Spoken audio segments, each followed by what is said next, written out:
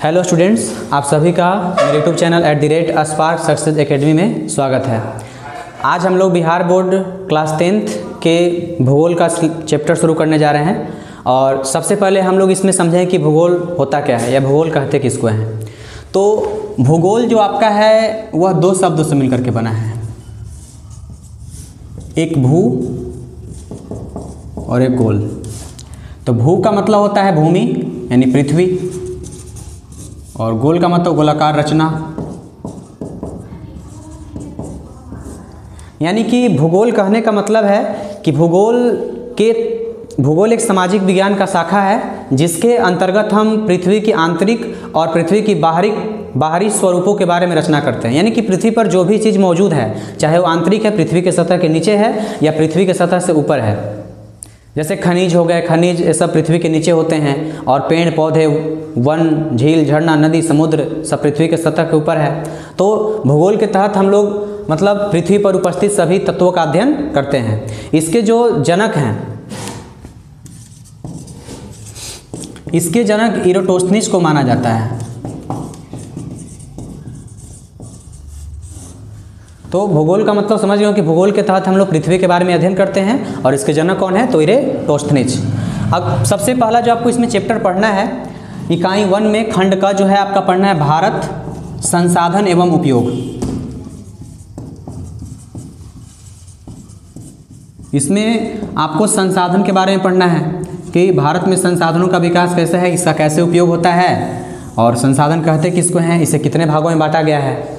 तो सबसे पहले अगर आप संसाधन देखिएगा तो संसाधन का मतलब होता है कि वे सभी साधन या वे सभी वस्तु जो मानवीय जीवन को जीने में आसान कर देते हैं, मानवीय जीवन को आसान बना देते हैं, या मानव की सभी आवश्यकताओं की पूर्ति करते हैं। तो साधारण भाषा में कह सकते हैं कि मानवीय आवश्यकताओं की पूर्ति करने वाले, मानवीय आवश्यकताओं की पूर्ति करने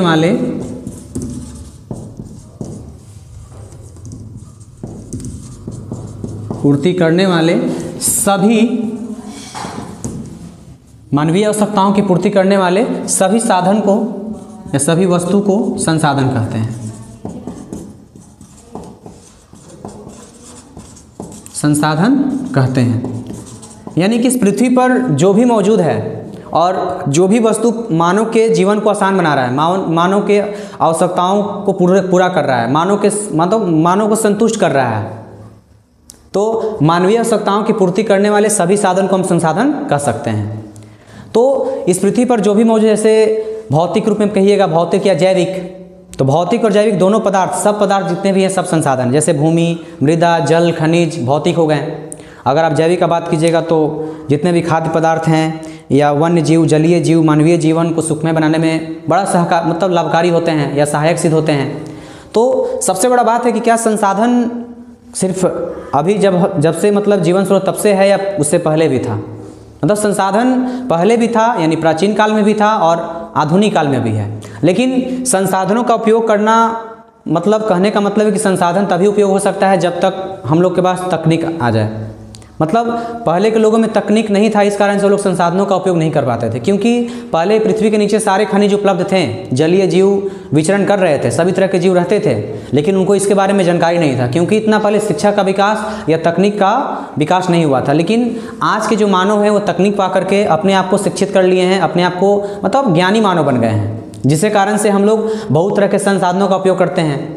तो हम लोग अपने जीवन में जितने भी साधन का उपयोग करते हैं सभी तरह के संसाधन ही है, वो सबको संसाधन कर सकते हैं। यानी जो भी हमारी आवश्यकताओं की पूर्ति कर देते हैं, है ना, जिससे हमें मतलब जिस चीज़ को मतलब उपयोग करने से हमें संतुष्टि मिलती है, हमें हमारी आवश्यकताओं की पूर्ति हो जाती है, जिसका हम उपयोग करते हैं, सब संसाधन है। तो संसाधन का डिफिनेशन यही हुआ कि मानवीय आवश्यकताओं की पूर्ति करने वाले सभी साधन को संसाधन कहते हैं। तो कहा जाता है कि आज वर्तमान परिवेश में, कहने का मतलब है कि उससे पहले सही बताएं कि प्राचीन काल में भी आपका संसाधन था, क्योंकि जब तक संसाधनों का विकास नहीं होगा तब तक किसी सभ्यता का विकास नहीं हो सकता है, और अगर संसाधन नष्ट हो जाएंगे तो किसी सभ्यता और संस्कृति का भी अंत हो जाएगा। ठीक है, तो संसाधन आज भी है, पहले भी था और आगे भी शायद रहेगा, अगर हम लोग इसको नियोजित तरीके से और विवेकपूर्ण तरीके से उपयोग करें तब। इसमें एक सबसे प्रसिद्ध भौगोलिकविद जो व्यक्ति, इनका नाम है जिमरमैन।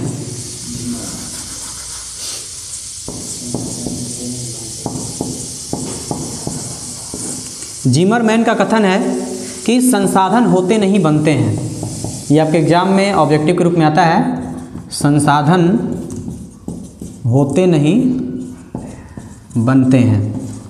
ठीक है, तो आज के परिवेश में अगर देखें तो सभी चीज़ों को संसाधन मान लिया गया है। जैसे आज हम लोग सेवा को भी संसाधन मानते हैं, यानी कि जो भी कोई व्यक्ति सेवा दे रहा है उसको भी हम लोग संसाधन कर सकते हैं। जैसे गायक, कवि, चित्रकार, शिक्षक, वकील, डॉक्टर, सब संसाधन है, क्योंकि वे अपने सेवा के माध्यम से अपनी आवश्यकताओं की पूर्ति कर रहे हैं, कुछ आय अर्जित करते हैं और उस आय से अपने जीवन यापन कर रहे हैं। यहाँ तक कि मानव खुद भी एक संसाधन है, क्योंकि मानव अपने ज्ञान और तकनीक के सहारे किसी भी वस्तु की उपयोगिता को बढ़ा सकता है, किसी भी वस्तु को उपयोगी बना सकता है। ठीक है, तो संसाधन कह सकते हैं हम कि किसी भी देश का आर्थिक सामाजिक मेरुदंड है। यानी कि अगर किसी भी देश में संसाधन ना हो तो उस देश का विकास संभव नहीं है। लेकिन ऐसा भी नहीं कहा जा सकता है कि जिस देश में प्राकृतिक संसाधन ज़्यादा है उसी देश का विकास ज़्यादा होगा, क्योंकि विश्व में एक ऐसा देश है जो संसाधन के मामले में बहुत पीछे है, बहुत कमज़ोर है, लेकिन वहाँ का मानवीय संसाधन इतना प्रबल है, इतना मजबूत है कि वह जितना पदार्थ है, उनके पास जितना संसाधन है, वह उसका वो लोग उचित उपयोग करके, है ना, अपने आप को विकसित देशों की श्रेणी में ला देते हैं। तो जापान ही एक ऐसा देश है जो मतलब कम संसाधन होते हुए भी वहाँ पे प्राकृतिक संसाधन न के बराबर है, लेकिन मानवीय संसाधन के बल पर वे अपने आप को विकसित देशों की श्रेणी में लाते हैं। तो हमारे पूरे विश्व में, है ना, संसाधन का महत्व बहुत ज़्यादा है। जिस देश के पास प्राकृतिक संसाधन ज़्यादा है, लेकिन साथ साथ अगर मानवीय संसाधन तकनीकी रहेगा, तकनीकी से पूर्ण, ज्ञानपूर्ण रहेगा, तब जाकर वो देश अपने आप में विकसित हो सकता है। लेकिन हमें मतलब जापान को देखना चाहिए कि वहाँ पे प्राकृतिक संसाधन न के बराबर है, लेकिन फिर भी वह विकसित देशों की श्रेणी में शामिल होने जा रहा है, या होता है, शामिल किया जाता है उसको, क्योंकि वहाँ का मानव संसाधन बहुत सशक्त है, बहुत प्रबल है। ठीक है, तो मानवीय संसाधन किसी भी देश का आधार होता है, मतलब संसाधन किसी भी देश का आधार है। अगर संसाधन है तो आप विकसित हो सकते हैं। तो संसाधन दो तरीके के होते हैं, ध्यान दीजिएगा। एक होता है प्राकृतिक संसाधन,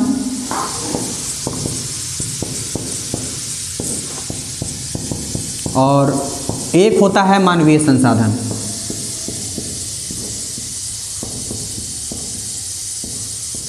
तो प्राकृतिक संसाधन का मतलब समझ रहे हैं, वैसा संसाधन जो प्रकृति से हमें प्राप्त होता है। जितना ही प्रकृति है, प्रकृति में उपलब्ध जितने भी वस्तु हैं, जितने ही मतलब जो प्रकृति का दिया हुआ उपहार है, वो सब प्राकृतिक संसाधन में आएगा। मानवीय संसाधन का मतलब होता है जिसे मानव अपने खुद से रचित किया है, जिसे मतलब मानव खुद बनाया है, यानी कि मानव द्वारा निर्मित संसाधन को मानवीय संसाधन कहेंगे। जैसे जितना भी पंखा, टीवी, लकड़ी से बेंच, टेबल, कुर्सी सब बनाते हैं, सब मानवीय संसाधन में आ जाएगा। लेकिन पेड़, वन, झील, झरना, सब क्या है, प्राकृतिक संसाधन में आएगा। तो संसाधन आपके दो तरह के होते हैं, एक प्राकृतिक संसाधन, दूसरा मानवीय संसाधन। तो प्रकृति में उपलब्ध सभी साधन को प्राकृतिक संसाधन कहते हैं, और मानव द्वारा निर्मित साधन को मानवीय संसाधन कहते हैं। ठीक है, तो संसाधन समझ रहे हैं कि संसाधन क्या होता है। तो संसाधन मानवीय आवश्यकताओं की पूर्ति करने वाले सभी साधन को संसाधन कहेंगे, है ना। और संसाधन मतलब जितने भी भौतिक और जैविक पदार्थ हैं, सब संसाधन में शामिल होते हैं। तो जिमरमैन इसमें क्या बोले थे कि संसाधन होते नहीं बनते हैं। और अभी आप ये जाने कि वर्तमान समय में, है ना, मानव जो है ज्ञानी मानव बन चुका है, और आज के समय में सेवा क्षेत्र ज़्यादा विकसित हो चुका है। तो अभी के समय में सेवा को भी संसाधन माना जाता है, क्योंकि लोग उससे अपना जीवन यापन करते हैं, आय अर्जित करते हैं, और उसके सहारे जीवन यापन करते हैं। और मानव को भी एक संसाधन माना गया है, मानव खुद में एक संसाधन है। ठीक है, तो मानव, क्योंकि मानव संसाधन कैसे, क्योंकि मानव के अंदर मतलब मानव अपने ज्ञान और तकनीक के आधार पर, यानी कौशल के आधार पर किसी भी वस्तु को उपयोगी बना सकता है। तो संसाधन, इसके बाद जाने थे आप कि संसाधन किसी भी देश का आर्थिक सामाजिक मेरुदंड होता है, यानी कि अगर किसी भी देश में अगर संसाधन का विकास ना हो तो उस देश का विकास संभव नहीं है। लेकिन कहने का तात्पर्य भी नहीं है कि मतलब जिस देश में मानवीय संसाधन ज़्यादा विकसित होगा वहाँ पे उस देश का विकास उतना ही अधिक होगा। जापान एक ऐसा देश है जहाँ पे प्राकृतिक संसाधन न के बराबर है, लेकिन मानवीय संसाधन के बल पर वह विकसित देशों की श्रेणी में आ रहा है। ठीक है, तो संसाधन को कई आधारों पर भी बांटा गया है। संसाधन को मुख्यतः 4 आधार पर बांटा गया है।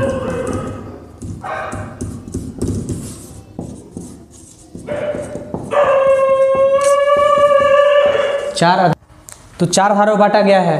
पहला आपका हो गया उत्पत्ति के आधार पर, उत्पत्ति के आधार पर। दूसरा आपका है उपयोगिता के आधार पर,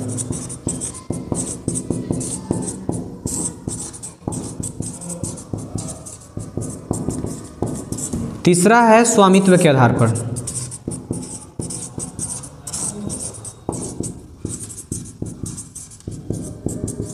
और चौथा आपका है विकास की स्थिति के आधार पर।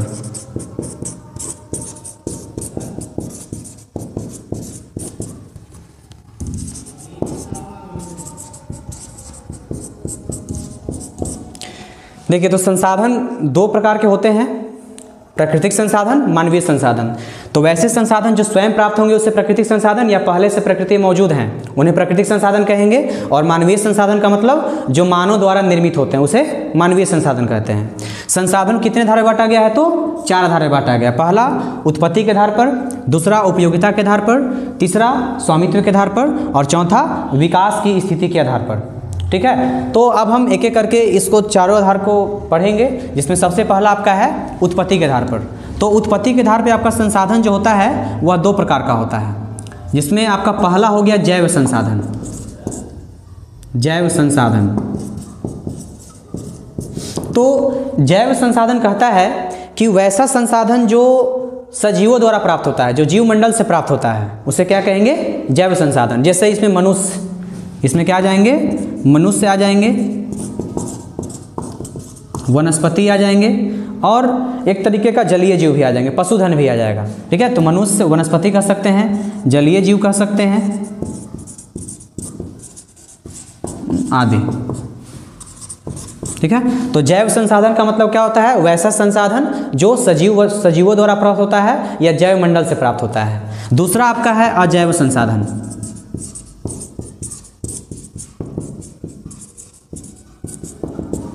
ठीक है, तो अजैव संसाधन का मतलब होता है वैसा संसाधन जो निर्जीव वस्तुओं द्वारा प्राप्त होता है। ठीक है, वैसा संसाधन जो निर्जीव वस्तुओं द्वारा प्राप्त होता है, जैसे धातु, जितना खनिज हो गया आपका, चट्टान, सब इसी में आएगा। धातु है, खनिज है, चट्टान आदि। तो उत्पत्ति के आधार पर संसाधन दो प्रकार के, जैव संसाधन और अजैव संसाधन। तो जैव संसाधन का मतलब जो सजीव द्वारा प्राप्त होगा, और अजैव संसाधन का मतलब जो निर्जीव वस्तुओं द्वारा प्राप्त होगा। ठीक है, और इसके बाद आता है आपका उपयोगिता के आधार पर। तो इसके बाद देखिएगा,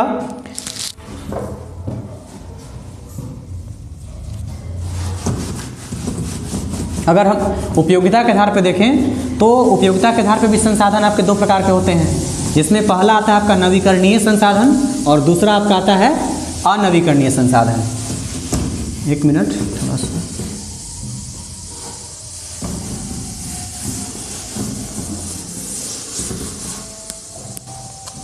तो अगर हम बात करें उपयोगिता के आधार पर,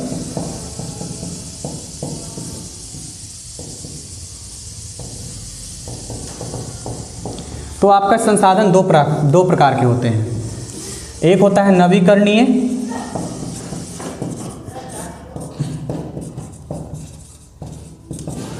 दूसरा अनवीकरणीय।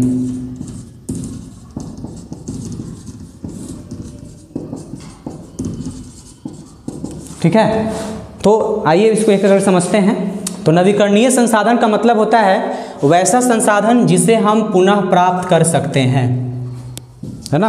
यानी वैसा संसाधन जिसे हम किसी प्रक्रिया द्वारा, जैसे भौतिक, रासायनिक या मतलब यांत्रिक प्रक्रिया द्वारा, जिसे हम मतलब साधारण भाषा में कह दीजिए, तो वैसा संसाधन जिसे हम पुनः प्राप्त कर सकते हैं उसे क्या कहेंगे? नवीकरणीय संसाधन कहेंगे। जैसे इसमें आपका आ जाएगा सौर ऊर्जा, जैसे इसको हम क्या कहते हैं? पुनः प्राप्त कर सकते हैं। इसमें आपका आ जाएगा सौर ऊर्जा, पवन ऊर्जा, जल ऊर्जा इत्यादि। ठीक है, तो वैसे संसाधन जिसे हम पुनः प्राप्त कर सकते हैं उसे क्या कहेंगे? नवीकरणीय संसाधन कहेंगे, जैसे सौर ऊर्जा, जल ऊर्जा, पवन ऊर्जा इत्यादि।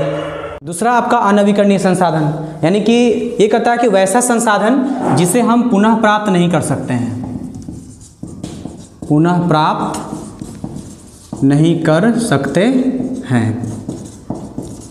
तो इसमें आपका आ जाएगा जीवाश्म, जितने भी मतलब जो पृथ्वी तल के नीचे से प्राप्त होते हैं। जैसे इसमें आपका 3 फेमस एग्जाम्पल है, कोयला, जीवाश्म जानवे करते होंगे, कोयला, पेट्रोलियम और प्राकृतिक गैस।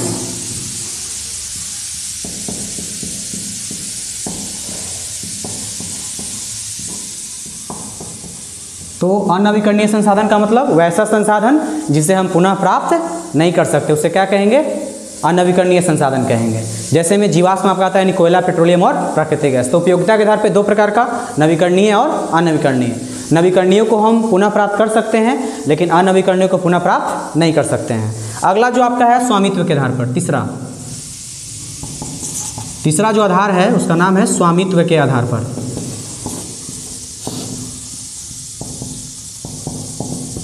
तो स्वामित्व के आधार पर संसाधन 4 प्रकार के होते हैं, जिसमें आपका जो सबसे पहला संसाधन है वह है व्यक्तिगत संसाधन।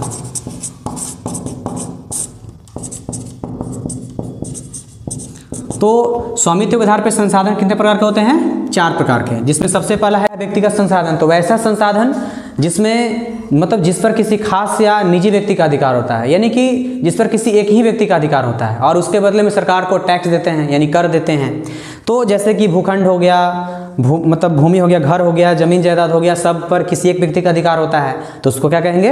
व्यक्तिगत संसाधन। जैसे बाग बगीचा, तालाब, गाड़ी, जितना भी हम लोग यूज करते हैं सब व्यक्ति, जिसका मतलब पर्सनल, जो भी पर्सनल सामान है सब व्यक्तिगत में आ जाएगा। तो व्यक्तिगत का मतलब जिस पर किसी खास या निजी व्यक्ति का अधिकार होता है उसको क्या कहेंगे? व्यक्तिगत संसाधन। दूसरा आपका है सामुदायिक संसाधन।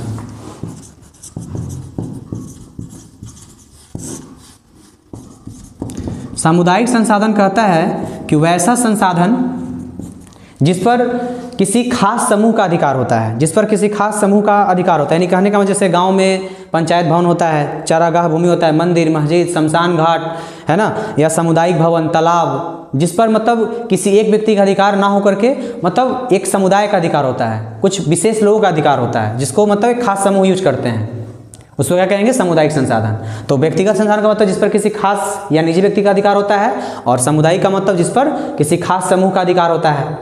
ठीक है, जैसे इसमें आपका आ जाएगा जितना भी आप हम लोग पर्सनल यूज करते हैं व्यक्तिगत में। ठीक है, जैसे भूमि, जमीन जायदाद, सब बाग बगीचा व्यक्तिगत भी हो सकता है और सामुदायिक भी हो सकता है। ठीक है, मंदिर, मस्जिद, विद्यालय, सरकारी विद्यालय, सब क्या है? सामुदायिक संसाधन है। तीसरा आपका है राष्ट्रीय संसाधन। तो राष्ट्रीय संसाधन कहता है कि देश में जितना भी संसाधन है, देश में सभी उपलब्ध संसाधन राष्ट्रीय संसाधन में आते हैं और सरकार इसका उपयोग मानवीय कल्याण के लिए, मानव विकास के लिए कभी भी कर सकता है। यानी कि व्यक्तिगत संसाधन भी राष्ट्रीय संसाधन है, सरकार इसका कभी भी इसे अधिग्रहित कर सकता है, बदले में सरकार इनको रकम देता है, मतलब उतना दाम देता है।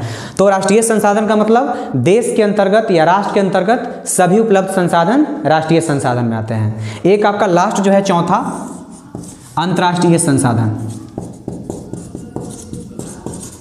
अंतर्राष्ट्रीय संसाधन कहता है कि वैसा संसाधन जिस पर अंतर्राष्ट्रीय संस्थाओं का अधिकार होता है, जिस पर किसी देश का नहीं, इस पर किसी व्यक्ति का नहीं या किसी समुदाय का नहीं, बल्कि अंतर्राष्ट्रीय संस्था का। तो कहा जाता है कि लगभग तट रेखा से 200 किलोमीटर दूरी छोड़ करके, जहाँ से महासागर शुरू हो जाए, मतलब तट रेखा से 200 किलोमीटर की दूरी छोड़कर खुले महासागरीय क्षेत्र को मतलब अंतर्राष्ट्रीय संसाधन कहते हैं। उस पर किसी खास देश का अधिकार नहीं होता है, बल्कि अंतर्राष्ट्रीय संस्थाओं का अधिकार होता है। ठीक है, तो कहा जाता है, देखिएगा, तो उपयोगिता के आधार पे 2 तरह का, नवीकरणीय और अनवीकरणीय। जिसे हम पुनः प्राप्त कर सकते हैं उसको नवीकरणीय कहेंगे, और जिसे हम पुनः प्राप्त नहीं कर सकते उसको अनवीकरणीय कहेंगे। स्वामित्व के आधार पे अभी आप 4 तरह का पढ़ें, व्यक्तिगत संसाधन, सामुदायिक संसाधन, राष्ट्रीय संसाधन और अंतर्राष्ट्रीय संसाधन। तो आज के लिए इतना ही, और इसके आगे अगले वीडियो में। धन्यवाद।